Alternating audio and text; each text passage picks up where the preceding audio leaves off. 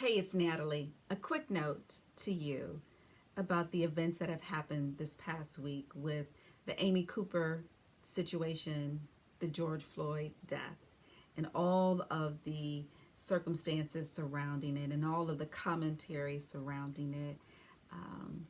This message is for the true believers.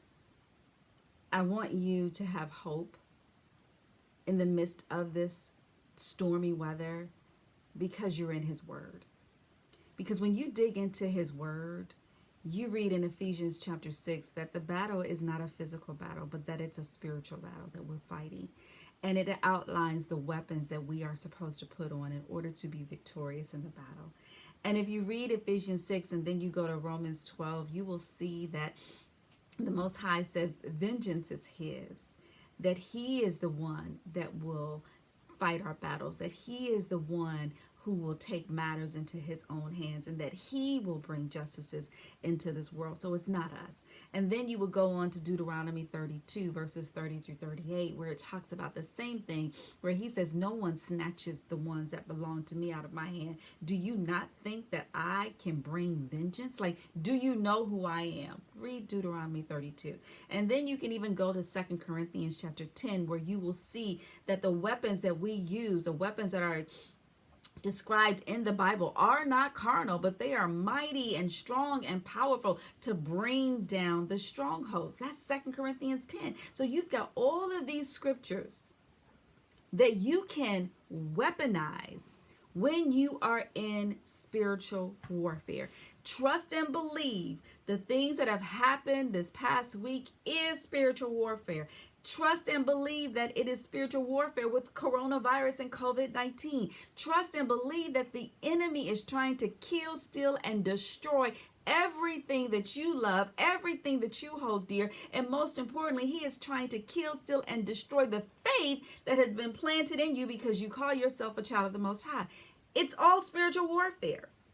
And the Bible, which is our blueprint, tells us how to fight it. But if we are confused and thinking that the battle is physical and that it's between a white and black person, or that is structural racism, or that is the injustices of the world, you are sadly mistaken, because it is not. It is all under the umbrella of spiritual warfare, because we are not human beings having a spiritual experience. We are spiritual beings having a human experience. And everything is spiritual. Everything is spiritual warfare. If you looked at the ministry of Jesus, of Yeshua, when he walked this earth, he casted out demons.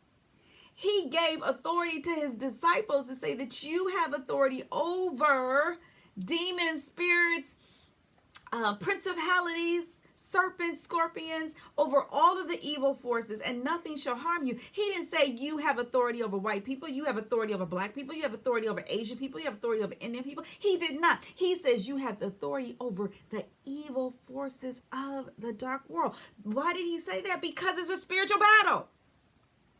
But as long as we think it is a physical battle, we will protest. We will sign, get email, text messages to sign this particular petition and to write this particular congressman and to convene people around to sit around and discuss and put a plan of action. That's if you think it's a physical battle, but it's not. Wake up, see the truth. It is a spiritual battle, and the plan of action has already been laid out in the blueprint. But history repeats itself because we don't know the details of our blueprint.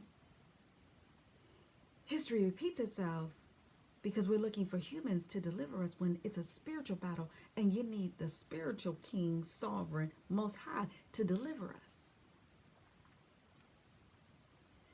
Hosea chapter 4 verse 6 says, my people are destroyed by lack of knowledge. We are destroyed by a lack of knowledge. We are destroyed because we don't know our blueprint, but we call ourselves believers.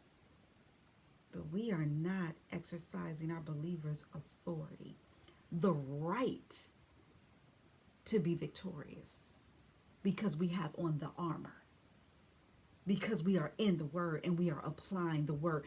That is our weapon. So Amy Cooper, or the Amy Coopers, because they're more, She used human police officers to weaponize against a black male, and it backfired. We as believers are supposed to use the word as our weapon, and it will never backfire. It's always going to come up victorious because he says his word does not return back void. But if we don't use the weapon, how will we be victorious? You see, Amy Cooper, she used her weapon. She got on the cell phone and she dialed 911. That was her weapon. Woo! We got the word. That is our weapon. Use it, read it, study it, apply it, hide it in your heart so that you will not sin against the Most High, but that you will pull it up to use it against your enemies. Who are your enemies? The spiritual forces of the dark world that's all around us. The spirit of fear is your enemy. The spirit of anxiety is your enemy. The spirit of structural racism is your enemy. The spirit of injustices. These are all spirits that come from your enemy, the devil, who only wants to kill, steal, and destroy you. Wake up! Because this is the truth of what is going on in our world. But history repeats itself because we haven't learned the lesson. It's not a physical battle.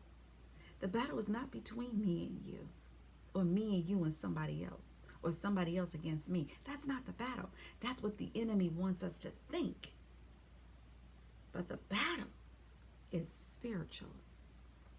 In Ephesians 6, 2 Corinthians 10, Deuteronomy 32, and Romans 12 tells you how to fight the battle. My friend, wake up. Wake up to the truth of what is going on. Wake up to the truth of the battle and find hope. Find peace. Find guidance when you go to his word. I pray that this message blessed you and that it was an eye-opener for you to get into the word. The word is our weapon. And the reason history has repeated itself and we have felt powerless and the protesting has not worked is because we have not weaponized the word, which is what we're called to do as believers, as the children of the Most High.